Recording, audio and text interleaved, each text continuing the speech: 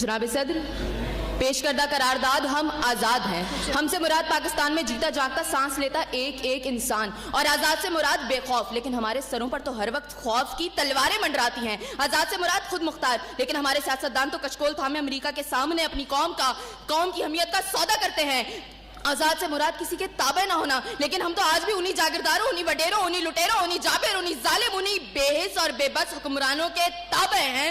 तो मंतकी एतबार से एक करारदाद अभी और इसी वक्त मुस्तरद होती है। अगर ऐवान में बैठा कोई एक नौजवान भी खड़े होकर ये कह दे कि हाँ, जितनी आज़ादी हमें मिली है इतनी ही काफी है, तो मैं अभी और इसी के वक्त यहाँ के बजाय वहां खड़ी हूँ। लेकिन जनाब सदर, हम आजाद नहीं। और ये किस आजादी की बात करते हैं जिस मुल्क में वाटर कूलर से लटकते हुए गिलास को भी जंजीरों में जकड़ के रखा जाता हो, उसमें इंसान क्या आजाद होंगे? जनाब सदर, हम आजाद नहीं है। जनाब सदर, असल में मवाफकत में आने वाली मुकर्ररा खुद को डिज्नीलैंड की प्रिंसेस समझती हैं, क्योंकि ये जो कहानी हमें सुनाती रही वो पाकिस्तान तो हमने कभी देखा ही नहीं।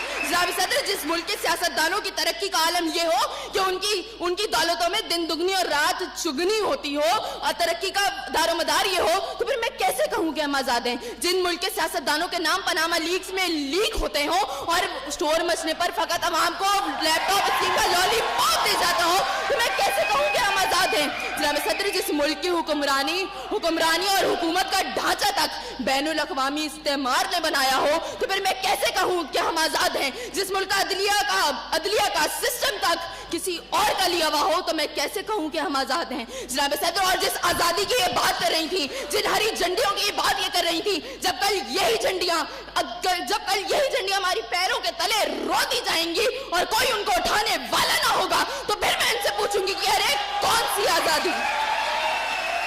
जनाब सदर, हम आजाद नहीं कि जब कश्मीर में हमारे भाइयों को मार मार के उनका भुकस निकाला जा रहा था, तो हम भारतीय मूवी सुल्तान को पाकिस्तान में सबसे मकबूल तरीन फिल्म बनाने में मसरूफ थे। तो मैं कैसे कहूँ कि हम आजाद हैं? जब बॉर्डर के पार हमारे मुसलमान भाइयों को मारा जा रहा था, तो मेरे मुल्क के सियासतदान आम की पेटियां और साड़ियां तोहफे में उनको भेज रहे थे। तो मैं कैसे कहूँ कि हम आजाद हैं? जनाब सदर, और हमारे नौजवानों के लिए, अभी रोड पर मैं देखती भी आई, हमारे नौजवानों के लिए आजादी का मकसद फकत बाइकों के साइलेंसर फाड़ के निकालने तक महदूद है।